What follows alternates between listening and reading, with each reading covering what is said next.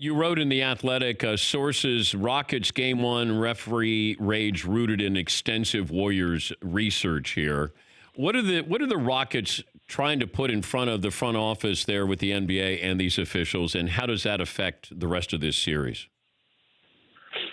So they obviously out of frustration after game one, but this was something that goes so much farther back. I mean, they decided to kind of pull that curtain back and share with the world, through various means, if you will, that they've been doing a lot of digging on this front for a long time. And there's a lot of layers to it. The one that is front and center right now that I wrote about was the 2018 Western Conference Finals, and the reality that they had gotten their hands on the 48-minute report for all 7 games of that series. Every team has the ability to get game reports for their teams. You can't see other teams' game reports, but you can see the games that you're involved in. So they got that data from the NBA, which is just part of the whole system.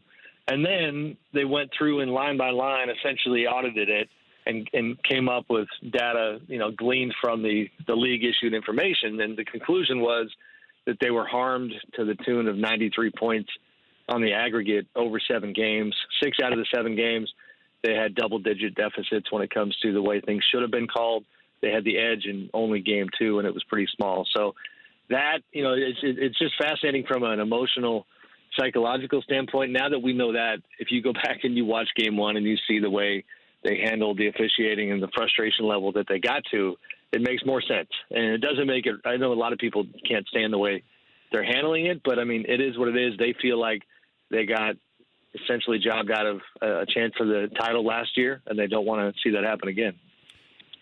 Do you agree with their strategy? If it works, you know what I mean? Like, this is – I'm admittedly – I really put myself out there, didn't I? Yeah. I love it, admittedly, as a media member, storyteller. Like, I'm leaning into this contrast between the analytics-driven Rockets who have taken this formula that people laughed at years ago, and they've taken it so far. They've become such a good team. But the ethos of who they are and how they went down this path hasn't changed. And, a lot of what they do, this is a math equation. And going to the free throw line, I'm gonna put a little agent hat on. My buddy Kurt Goldsberry from ESPN has got a great book out called Sprawl Ball, just came out, and he details the fact that the free throw is just far and away, in terms of points per shot, the best odds you have in this game. And so when they're in game 1 of the conference finals, I mean, it's better than a wide open 3. It's better than anything else on the floor, and it's not even close. It's better than a wide open Steph Curry 3, as he writes in his book.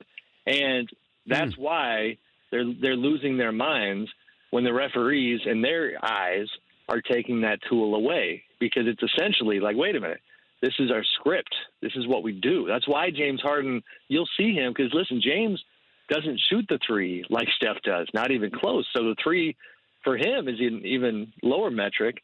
But you get him to the line, and it's just cash money. So that's why they're going crazy, that they're not going to the line when they think they should be.